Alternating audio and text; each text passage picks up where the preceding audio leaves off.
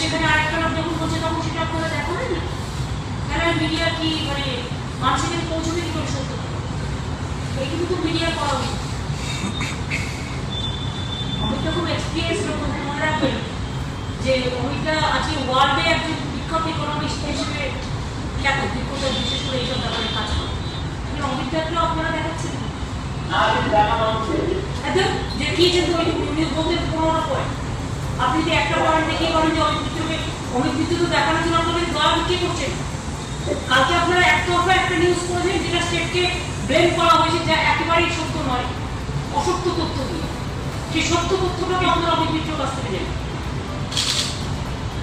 চ্যানেলে মিট করে কি না সবই যে আমার মতো তাদের কোনো মানে নেই। ডিফারেন্ট সেকশন আছে, ডিফারেন্ট মিনিস্টার্স আছে। আমি একা বললে আপনারা যদি রিপ্লাই দেয় না, অন্য করতে দেবেন না, সেটা তো কিছু না। এটা আপনাদের কাছে আমি রিকোয়েস্ট করবো, অমিত মিত্র যেগুলো বলেছেন, যেহেতু একতরফা এটা বেরিয়েছে, একতরফা মিথ্যা কথা বলা হয়েছে, এই অমিত মিত্রের তথ্যটা আপনারা প্লিজ দয়া করে দেখাবেন না। এটা আপনাদের কাছে আমার রিকোয়েস্ট।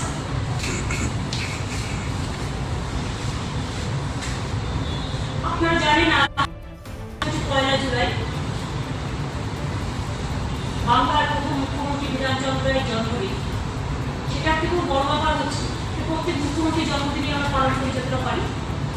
সেটার থেকেও বড় ব্যাপার হচ্ছে 1 জুলাইটা কিন্তু ডক্টরস ডে, এবং এটা বাংলা গর্বিত এই কারণে যে ডক্টরস ডে তার ক্রেডিটটা বাংলা থেকেই শুরু হয়েছে। বাংলার ডাক্তাররাই ডক্টরস ডে হিসেবে এটাকে পালন করতে থাকে। এবং আজকে তো ডক্টরদের একটা ব্যাপার আছে, ডাক্তার, নার্স, টেকনোলজি বলুন, ল্যাবই বলুন, সব টেস্টই বলুন, বা হেলথ ওয়ারিয়ার্স যারা আছে, বা ফ্রন্ট রানার যারা আছে, পুলিশ থেকে শুরু করে, অ্যাডমিনিস্ট্রেশন থেকে শুরু করে, বাসা কর্মী থেকে শুরু করে যারা কাজ করছে আজকে কোভিড-19কে ফাইট করছে, তাদের জন্য আমরা গর্বিত। তারা সমাজে একটা বিশেষ ভূমিকা পালন করছে। প্রতিবার 1 জুলাই প্রায় আমরা একটা চিকিৎসক রত্ন পুরস্কার দিই, কিন্তু এবার যেহেতু কোভিড নিয়ে তারা ব্যস্ত এবং যেহেতু অ্যাসেম্বলি হচ্ছে না ভালো করে, সেই জন্য এই সময়টা আমরা এই বছর হয়তো সেটা পরে করবো। কিন্তু আমরা যেটা একটা বড় সিদ্ধান্ত নিলাম সেটা হচ্ছে যে ডক্টর ডেটা বিশেষ করে আমরা এটা জাতীয় ডাক্তার দিবস, যেটা চিকিৎসক দিবস বলা হয়, যেহেতু সারা পৃথিবীতে আজকে একটা মেডিকেল ইমার্জেন্সি সিচুয়েশন চলছে। আগে তো কোভিড সম্বন্ধে কেউ জানতো না, কিন্তু এখন মানবিকতাকে লক্ষ্য হচ্ছে কোভিডের বিরুদ্ধে। Lakh lakh medical professional including doctor, nursing staff, paramedical staff, other frontline workers, police personnel and workers of other wings of the state administration, সবাই কাজ করছে day and night to combat the disease. কোভিডকে লড়াই করার জন্য যুদ্ধ করছে জীবন দিয়ে, এবং তারা নিজেদের জীবন প্রায় বাজি রেখে লড়াইটা করছেন পাবলিককে বাঁচাতে।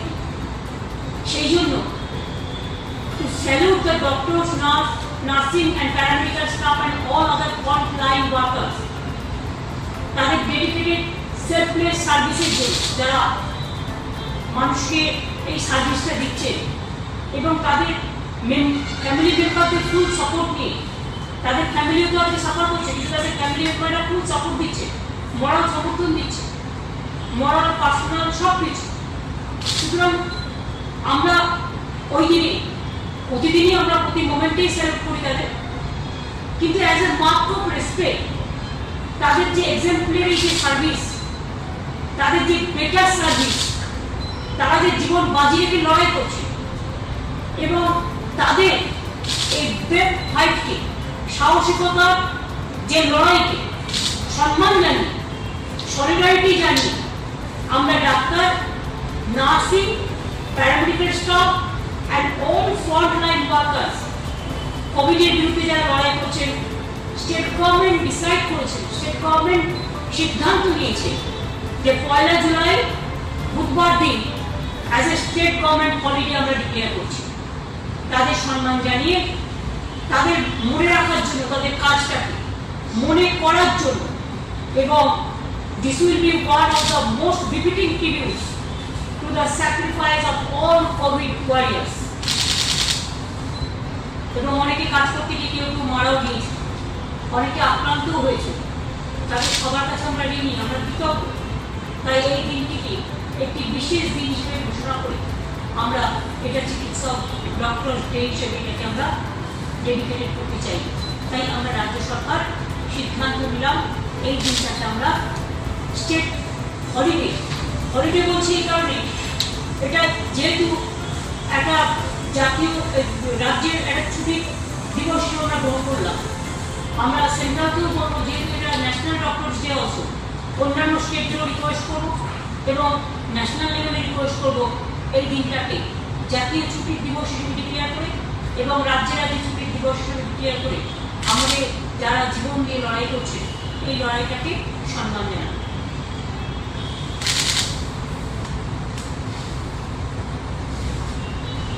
এর সাথে আমরা আরেকটা সিদ্ধান্ত নিয়েছি, সম্ভবত আমরা ডক্টরদের থেকে শুরু করতে পারি যদি সুযোগ পাই, লেটেস্ট ট্রাই।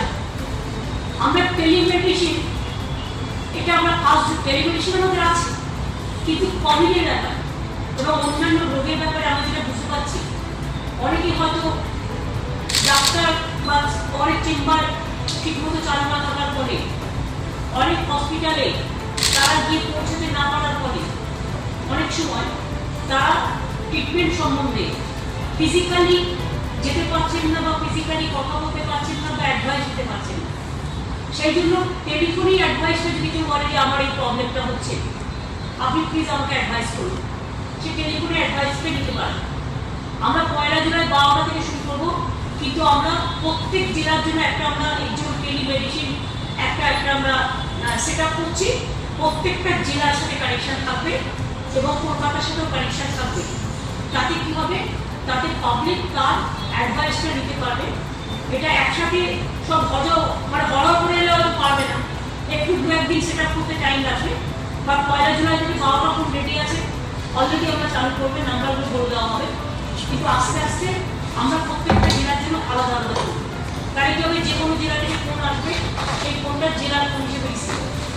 কলকাতায় ফোন আসবে, ধরুন আপনারা জানেন কলকাতায় যারা কলকাতায় সংখ্যাটা বেশি থাকে কোভিডে, কেন বলুন তো, কলকাতায় জেলার লোকেরা ভর্তি হয়। মনে রাখবেন, মেডিকেল কলেজ শুধু কলকাতার রোগী ভর্তি করে না, সারা বাংলার রোগী ভর্তি করে। বাংলা শুধু কলকাতার রোগী ভর্তি করে না, সারা বাংলার রোগী ভর্তি করে। কেপিসিও তাই, রাজারাও তাই, বাংলাও তাই, যেখানে যেখানে কোভিডের ট্রিটমেন্ট হয় বা অন্যান্য নার্সিং হোম থেকে শুরু করে সব।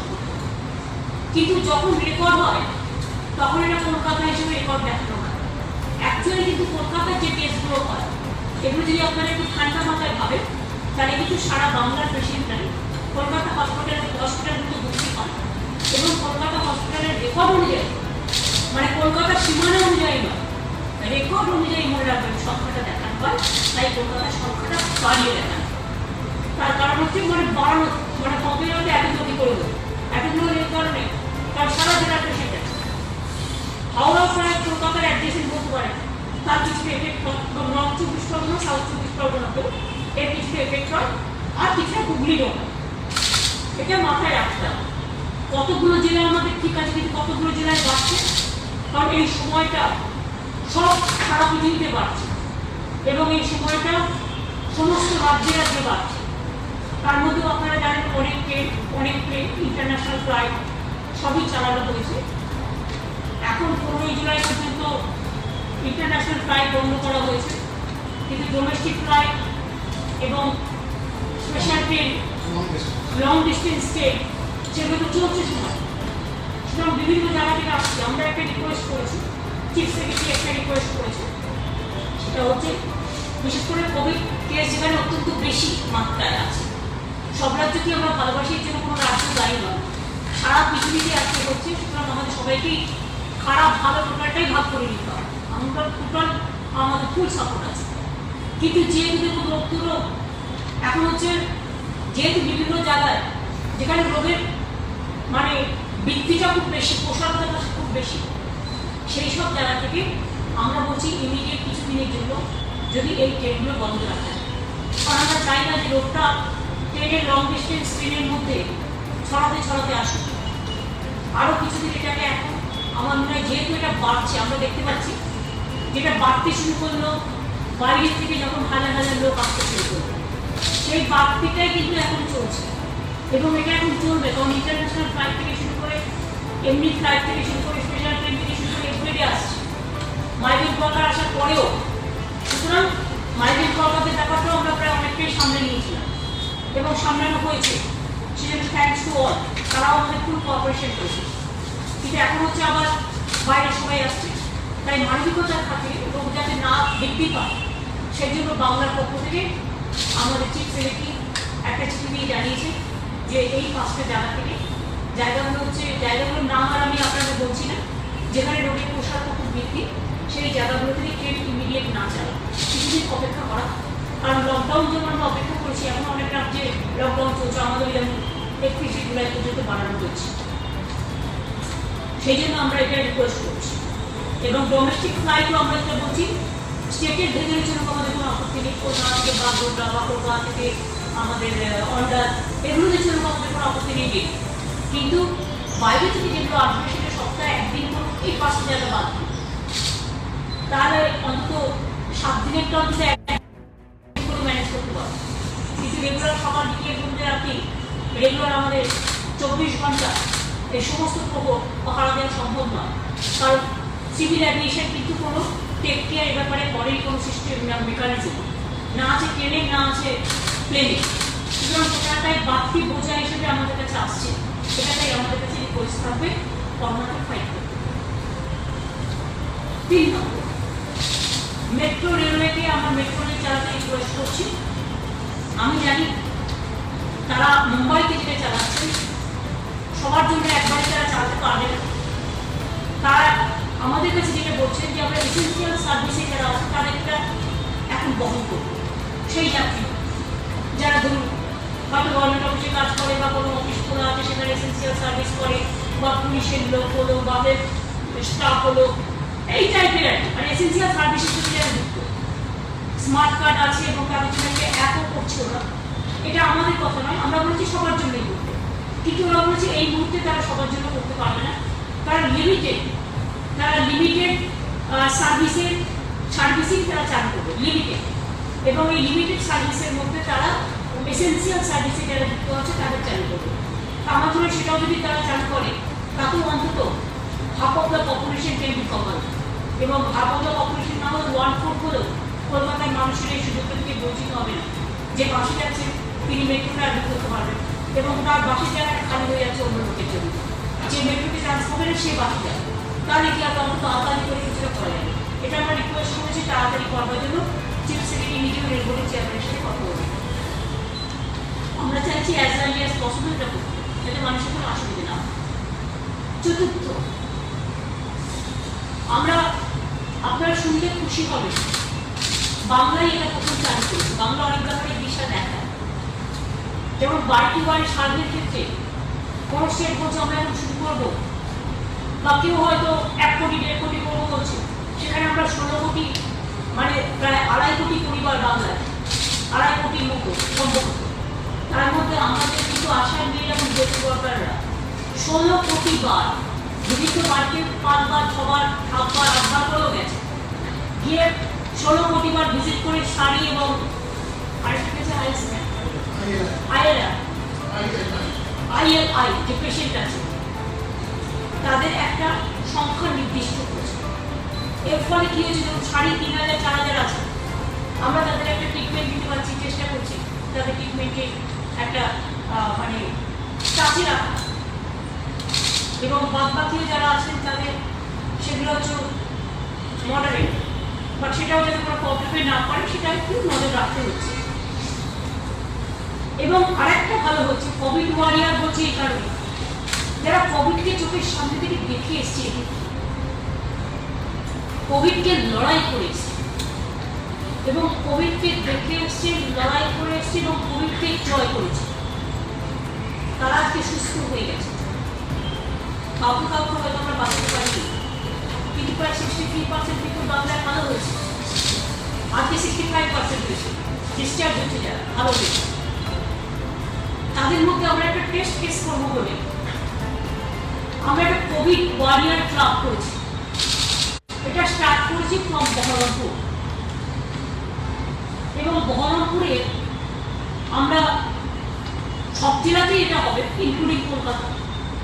বহরমপুরে আমরা কিন্তু অলরেডি 60 জনকে পেয়েছি যারা কোভিড আক্রান্ত হয়েছে, কোভিডকে লড়াই করেছে, কোভিড থেকে বেঁচে এসেছে, জীবন দর্শনে আবার নতুন করে জীবন যুদ্ধে লড়বার জন্য এবং মানুষের পাশে দাঁড়াবার জন্য মানবিকতা নিয়ে এগিয়ে এসেছে, যারা কোভিডকে খুব সামনে থেকে দেখে এসেছে, ভয় না পেয়ে ভালো হয়ে গেছে। সেই কোভিড পজিটিভ পেশেন্ট যারা নেগেটিভ হয়ে গেছে, ভালো হয়ে গেছে, ফিরে এসেছে, তাদের কাছে আমরা একটা কাউন্সিলিং করেছিলাম যে তাদের মধ্যে অনেকেই আছে যারা বিভিন্নভাবে আমাদের সাহায্য করতে পারে। যেমন হসপিটালে তারা যদি আমাদের হেল্পার হিসেবে কাজ করে, বা খাবার দাবার কোভিড পেশেন্টদের দেওয়ার জন্য কাজ করে, বা কোভিড পেশেন্টদের সাথে কথা বলা, তাদের একটু ফোন ধরিয়ে দেওয়া, তাদের একটু কাছে যাওয়া, ভয় না পাওয়া হবে। এই জন্য আমরা কোভিড ওয়ারিয়ার ক্লাব তৈরি করেছি, এবং 60 জন অলরেডি 60 জনকে নিয়ে ক্লাবটা তৈরি হয়েছে। এবং এই 60 জনের মধ্যে 10 জন মুর্শিদাবাদ মেডিকেল কলেজে, 10 জন মালদা মেডিকেল কলেজে, এবং 40 জন কলকাতায় কাজ করতে অলরেডি এগ্রিড হয়েছে। তাদের আমরা একটা ডেইলি ওয়েজ দেওয়া ছাড়াও বাদবাকি আরো কিছু আনুষঙ্গিক খরচা আছে, থাকা খাওয়া দাওয়া, এগুলো আমরা করছি। এবং এইভাবে যদি প্রত্যেকটা জেলায় যারা ভালো হয়ে গেছে, আজকে প্রায় আমাদের অ্যাক্টিভ কেস কত আছে এখন? 5400, আর ভালো হয়ে গেছে কত? 12,000। এই 12,000 লোক যারা ভালো হয়ে গেল, তাদের মধ্যে একটা বড় সংখ্যা জেলায় জেলায়, যে সংখ্যাটাই হোক না কেন, তারা যদি কোভিডকে লড়বার জন্য তারা আমাদের কাজে লাগতে চায়, এই কোভিড ওয়ারিয়ার ক্লাব সব জেলায় জেলায় তৈরি হচ্ছে, তাদের জেলায় জেলায় নাম লেখানোর জন্য আমরা অনুরোধ করছি। এবং যে কায়দায় আমাদের বহরমপুর হচ্ছে, সেই কায়দায় এটা আমি আজকে বলবো চিফ সেক্রেটারি এবং হোম সেক্রেটারি আলাদা যে তোমরা প্রত্যেকটা জেলায় ইনস্ট্রাকশন দাও, যাতে কোভিড ওয়ারিয়ার ক্লাব ক্যাম্পেইন শুরু করে আমরা সারা বাংলায় করতে পারি। তাহলে যারা কোভিডকে ভয় পাবে না, কোভিড রোগীদের মানবিকতা নিয়ে তাদের পাশে দাঁড়াবে এবং অভয় দেবে, এবং এখানে ভালো পাওয়া যায়, তারা খুব ভালো হয়ে গেছে, এই সুস্থতা, সুস্থ মানবিকতাকে তারা আরো মানবিকভাবে অনেক মানুষকে ভালো করতে পারে। সেই জন্য আমরা এটা একটা বড় সিদ্ধান্ত নিলাম। আজকে হয়তো এই মূল্যায়ন অনেকেই করতে পারবে না, কিন্তু আগামী দিন মনে রাখবেন সারা পৃথিবীতে এটা একটা বড় উদাহরণস্বরূপ হয়ে দাঁড়াবে। এবং আমি গর্বিত যে কোভিড আক্রান্ত 60 জন ইতিমধ্যেই চলে এসেছেন আমাদের কোভিড ওয়ারিয়ার ক্লাবে, এবং স্টেট গভর্নমেন্টের উদ্যোগে এটা হচ্ছে। বহরমপুরকে আমি ধন্যবাদ জানাচ্ছি, তারা ইতিমধ্যে কাজটা করে ফেলেছেন। অন্যান্য জেলার ডিএমদের বলবো ইমিডিয়েট এই কাজটা করতে, এবং তাতে যারাই চাইবেন এই কাজে যোগদান করতে আমরা করতে পারি। আজকে এই গণপয়েন্টটি মোটামুটি আমার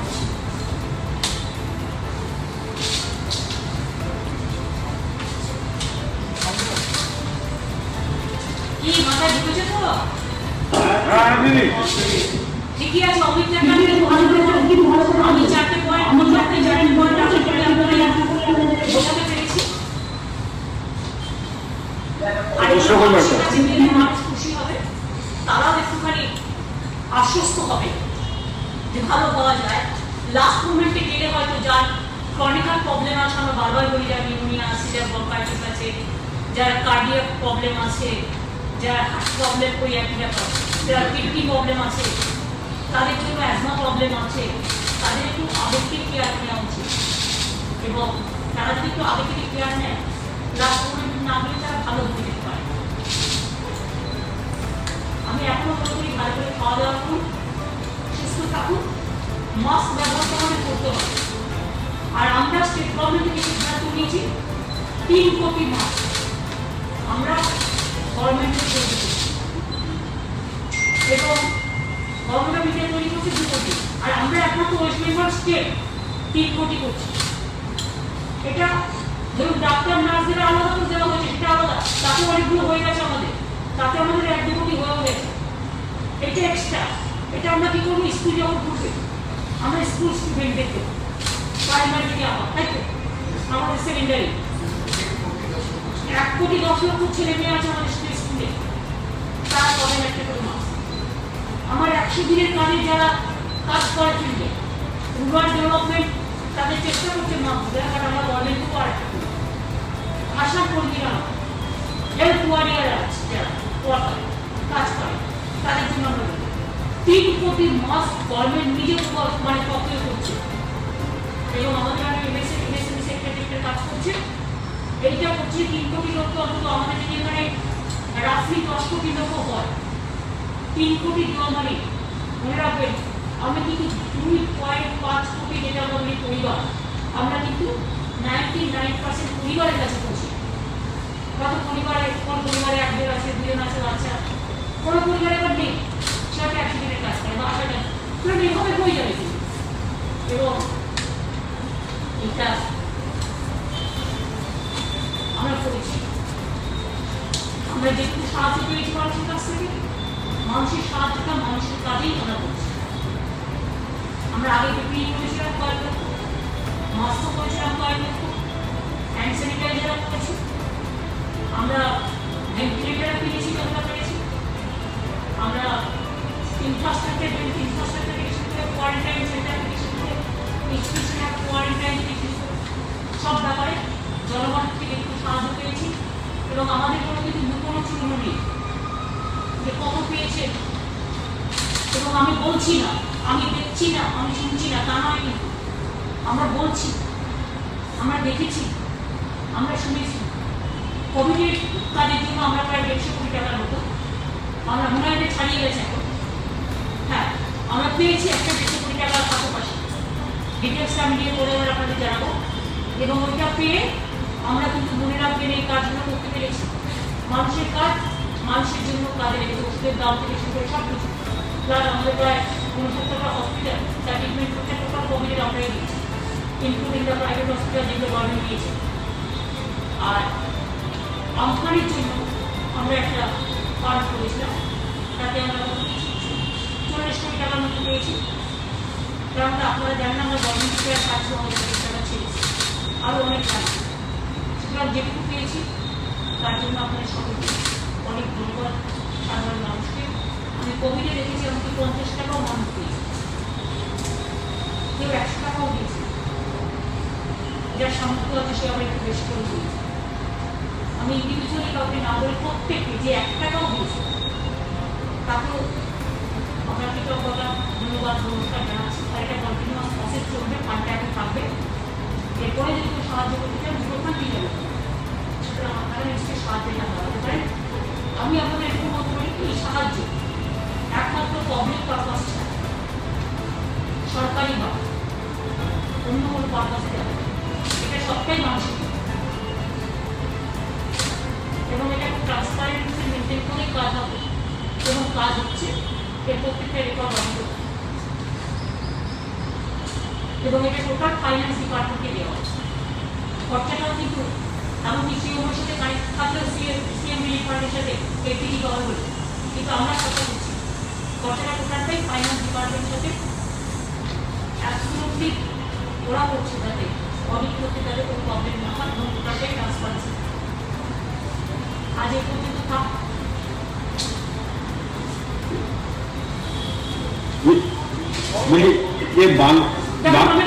আপনারা বোঝানো বসে জিনিসটা আমি অনেক যে কোনো না হয় লাভ তো হয় না। দিল্লিতে রোগী A to Z কোনো না কোনো নেতা একই কথা বলে যাচ্ছে, আপনারা কন্টিনিউয়াস সার্ভিস দেখতে যান, বাট আপনারা একটু বোঝবার চেষ্টা করবেন না যে একটা স্পেস থাকা দরকার যেখানে রাজ্যগুলো কথা বলবে বা মানুষের কথাগুলো বলা হয়। রোজ কোয়েশ্চেন করে কি না, আমি তো আপনাকে 6টা পয়েন্ট দিলাম, এই 6টা পয়েন্ট করলে তো 6টা হবে, 6টা নিউজ দিয়ে তাদের এত কোয়েশ্চেন অ্যান্সার করতে হবে। দিল্লি বাকি যারা বলেছে তারা তো অমিতা দিয়েছে, অমিতাকে জিজ্ঞেস